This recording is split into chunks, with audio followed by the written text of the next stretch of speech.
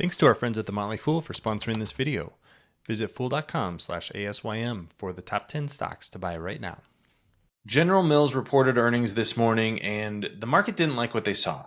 The headline numbers is revenue was up, organic growth was pretty solid, but you actually dig into the numbers and there's a few things that investors should really not like. I think that's why the stock is down 5 or 6% as I'm recording right now. I have warned on this channel that especially these big brands, big consumer companies that have been great investments for decades are actually being put under pressure for a number of reasons.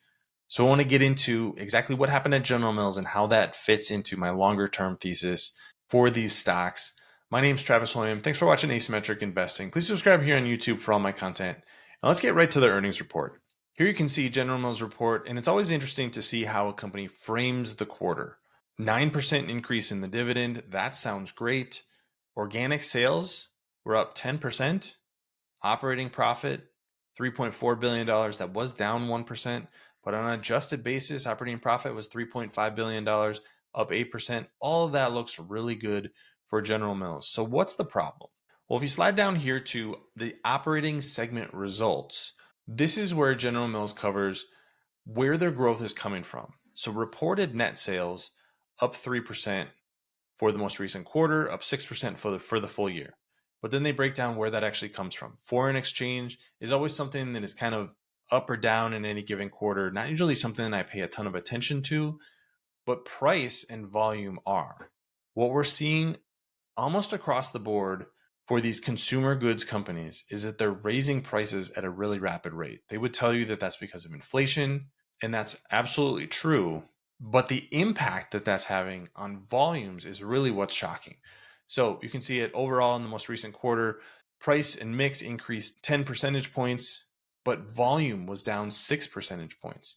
North American retail, which is what a lot of us are probably familiar with General Mills, the cereals and baked goods and frozen vegetables that they have, these are the things that we buy on a regular basis, but volume was down 8 percentage points. This is not going to be a company where their customers, grocery stores, are going to say, you know what, we're going to reduce inventory this month because we don't want to have too much inventory and we had too much inventory last quarter.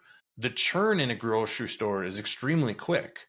So when volume drops 8%, that really tells you that something is going wrong with what General Mills is producing and customer demand for those products. International demand down 15%. That's really shocking. You step out to the full year, the numbers aren't quite as bad in North America, but they are actually worse in international markets. The next table that they have is organic net sales. So General Mills has been selling some of their assets.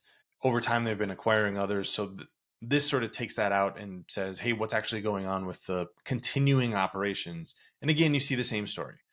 Pricing is up 11 percentage points when you're just looking at an organic basis. That drove a 5% increase in organic sales. That seems really strong. But again, volume is down 6%. Full year, same story.